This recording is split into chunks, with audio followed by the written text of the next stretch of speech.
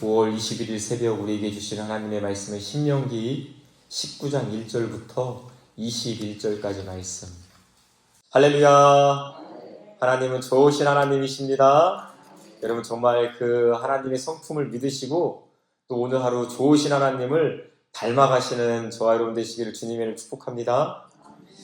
사람은 세상을 살다 보면 실수할 때가 참 많이 있습니다. 그런데 사람은 어쩔 수 없이 그 결과만을 보기 때문에 실수에 대해서 다른 사람들의 실수에 대해서 잘 생각을 못합니다. 그러다 보니까 정죄하기도 하고 때로는 심판하기도 할 때가 있다라는 것이죠. 근데 여러분, 이렇게 사람은 그 실수에 대해서 어떻게 할 수 없지만 하나님께서는 죄는 분명히 미워하시지만 죄인은 긍휼히 여겨주시는 분이신 것을 여러분 기억하시기 바랍니다. 하나님은 죄에 대해서는 반드시 심판하시지만 죄인에 대해서는 긍휼히 여기시고 그가 다시 회복되기를 원하시는 것이 바로 하나님의 마음, 또 우리가 닮아가야 할 그런 마음이다라는 것이죠. 오늘 본문이 그것을 가르쳐주고 있는데요. 1절 말씀을 같이 한번 읽어볼까요? 1절 함께 읽겠습니다. 시작. 네 하나님 여호와께서 이 여러 민족을 멸절하시고 네 하나님 여호와께서 그 땅을 내게 주심으로 내가 그것을 받고 그들의 성읍과 가옥에 거주할 때에. 아멘. 이스라엘 백성이 출애굽한 것이 자기 능력입니까? 하나님의 은혜입니까? 하나님의 은혜입니다. 이스라엘 백성이 광야 40년 동안 지낸 것이 자기 노력입니까? 하나님의 은혜입니까? 하나님의 은혜이죠. 여리고성을 물론 무찌르고 또 가나안 칠족속을 무찌른 것이 자기 능력입니까? 하나님의 은혜입니까? 하나님의 은혜입니다. 가나안 땅에 들어갔더니 우물이 있고 또 집이 성이 지어져 있고 과수원이 있고 자기 노력입니까? 하나님의 은혜입니까? 하나님의 은혜입니다. 계속 해볼까요? 1절 말씀 잘 보십시오. 여러 민족을 멸절하시고 누가요? 네 하나님 여호와께서 그 땅을 주신 분 네 하나님 여호와께서 그 성읍을 주신 분 네 하나님 여호와께서 은혜로 산다라는 것이죠. 할렐루야. 너희들이 가나안 땅에 들어가게 된 것, 가나안 땅에서 여러 민족을 쫓아낸 것 다 하나님의 은혜다라는 것입니다. 오늘 저와 여러분들도 살아가는 것이 하나님의 은혜입니다. 할렐루야. 하나님의 은혜입니다. 이 새벽에 주님 앞에 나온 것도 하나님의 은혜입니다. 그렇게 가나안 땅에 들어가게 되었을 때 2절 말씀 제가 읽어드릴게요. 네 하나님 여호와께서 내게 기업으로 주신 그 땅 가운데서 새 성읍을 너를 위하여 구별하고. 아멘. 새 성읍, 요단 동편의 새 성읍, 나중에는 요단 서편의 동편의 서편의 새 성읍에서 6개가 되거든요. 그 도피성을 우리는 알고 있습니다. 그 도피성은 살인죄를 저지른 사람이 그 옛날 문화는 어떤 것이냐면 내 가족 중에 누가 사람들에게 이렇게 피해를 받았습니다. 그래서 죽게 되었습니다. 그러면 가족 중에 기업 물을 자가, 가장 가까운 자가 복수를 하는 거예요. 내 가족을 죽인 자를 찾아가서 죽여야 되는 것이 의무이기도 하고 또한 권리이기도 해요. 죽일 수 있는 권한이 피해 복수자가 있다라는 것이죠. 그런데 여러분, 도피성 제도는 부지 중에 실수로 고의가 아니게 사람을 죽인 자가, 오늘 본문에도 보면 예시가 나오잖아요. 그렇죠? 두 사람이 나무를 베러 산에 갔는데 도끼날이 그냥 쑥 빠져버려서 옆에서 나무하던 사람이 탁 맞은 거예요. 그래서 죽었어요. 실수잖아요. 그렇죠?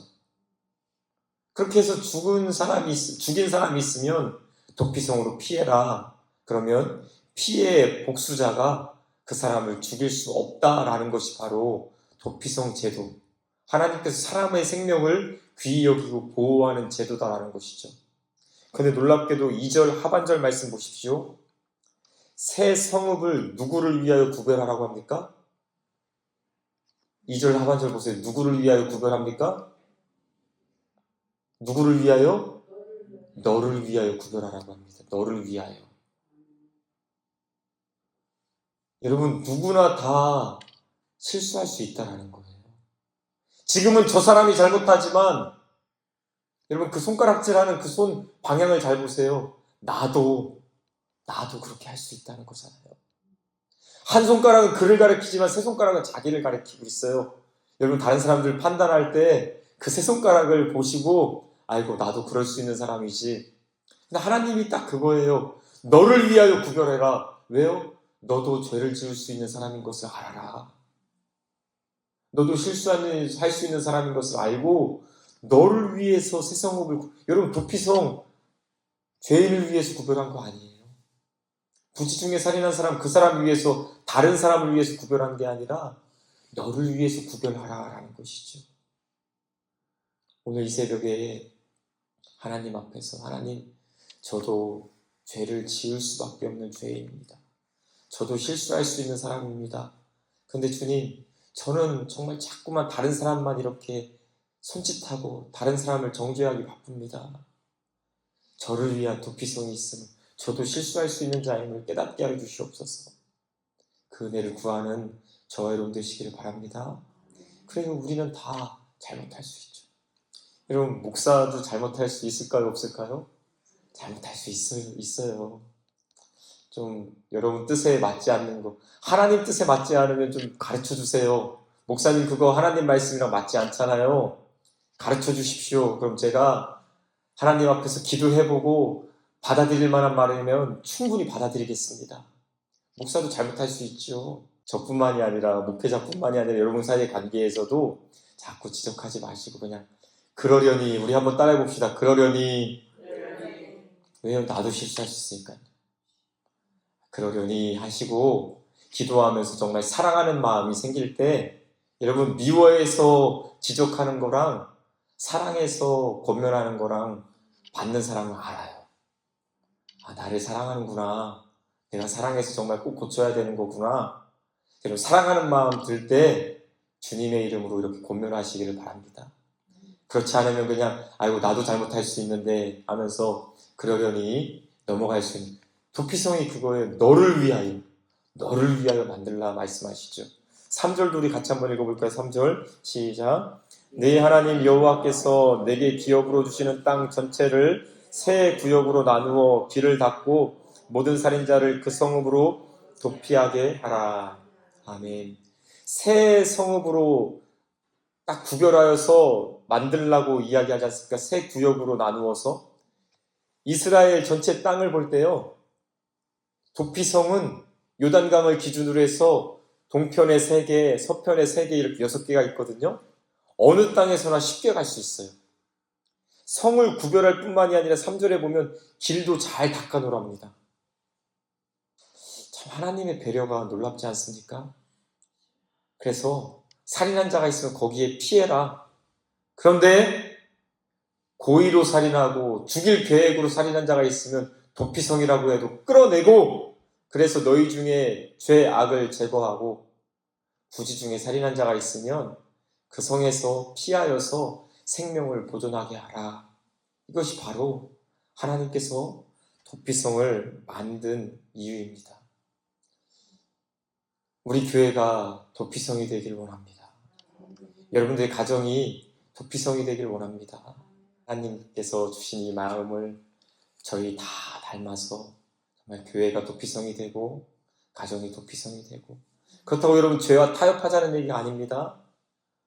어쩔 수 없이 또 정말 부지 중에 지은 죄가 있다면 사랑하는 마음으로 그 죄를 벗을 수 있도록 도와주고 격려하고, 그래서 정말 그 죄인이 살아나는 것, 죄인이 심판받고 죽는 것이 아니라 자신의 죄를 깨닫고 살아나는 것, 이러한 공동체가 되기를 간절히 소망합니다. 제가 설교 준비를 하면서 아프리카에서 바벤바 족속이라고 하는 족속이 있대요. 그런데 그 종족은 범죄율이 거의 없답니다. 재범률이, 특별히 재범률이 거의 없대요. 그래서 그 이야기를 봤는데 어떻게 하냐면요, 예를 들어서 한 사람이 죄를 짓잖아요. 그럼 그 사람을 마을 사람들이 다 불러 모읍니다. 그러면은 어떻게 할 것 같아요? 재판할 것 같습니까? 그 사람을 가운데 두고 사람들이 삥 둘러싸서 그 사람이 자기에게 해줬던 좋은 일을 이야기한대요. 아유, 저 A가 전에 제가 길을 갈 때 무거운 짐을 들고 갈 때 나에게 그 짐을 같이 들고 가줬습니다. 너 그때 기억나지? 내가 돈이 없을 때 네가 나 이렇게 빌려줬잖아. 그러면서 사람들이 칭찬 릴레이를 막 하는 거예요. 근데 없는 이야기 하는 것이 아니라 있는 그 얘기 그대로 칭찬을 막 하는 거예요. 그러면 1명, 2명, 3명, 4명 칭찬하다 보면 그 사람이 엉엉엉엉 울기 시작한답니다. 왜요? 내가 그런 사람인 것을 지금 사람들 가운데 있을 때 나는 죄인이구나 그렇게 주눅 들었는데 내가 이렇게 착한 일 했었을 때도 있지 라고 하면서 엉엉엉 울고 회개하고 돌이키고 다시는 죄를 안 짓는다고 합니다. 여러분, 재범률이 낮은 것은 죄를 정죄할 때일까요? 아니면 그 사람을 사랑할 때일까요? 그 사람을 사랑할 때이죠. 이것이 바로 하나님의 마음입니다. 하나님께서 오늘 저와 여러분들을 사랑하셔서 내가 연약할 때, 내가 죄인 되었을 때, 내가 하나님과 원수 되었을 때에 아들 예수 그리스도를 이 땅에 보내주셨고 믿게 하셨고 정말 내가 너를 그렇게 사랑한다. 너는 그렇게 사랑받을 자다. 너는 사랑받을 나의 자녀이다. 라고 말씀하여 주신 줄 믿습니다. 우리는 오늘도 그 하나님의 사랑의 마음을 알아서 여러분 혹시 마음 가운데 죄책감이 있으십니까? 하나님이 말씀하세요. 내가 널 사랑한다. 또한 우리 주변에 속상하게 하는 사람이 있으십니까? 하나님 앞에 기도하십시오. 그 사람도 하나님이 사랑하셔서 아들 예수 그리스도를 보내주신 정말 하나님의 사랑받는 자녀입니다. 우리가 이렇게 다른 사람을 정죄하기보다는 그 사람의 좋은 점을 다시 한번 그 은혜를 이끌어내서 또 나도 실수할 수 있는 자이지 라고 하며 용납해주고 품어줄 때에 정말 우리 가운데 다시 정죄함이 없고 할렐루야 다시 정죄함이 없고 다시 죄를 범하는 일이 없고 사람이 회복되어지는 그런 아름다운 공동체, 아름다운 가정이 될 줄 믿습니다. 이런 믿음으로 살아가시는 오늘 하루도 용서하시는 마음으로 사람을 품을 수 있는 저와 여러분 되시기를 간절히 소망합니다. 기도하겠습니다. 하나님께서는 한 사람을 사랑하셔서 정말로 실수로 잘못한 일들 또한 어쩔 수 없이 또 부지 중에 잘못한 일들 하나님 용서하여 주시는 줄 믿습니다.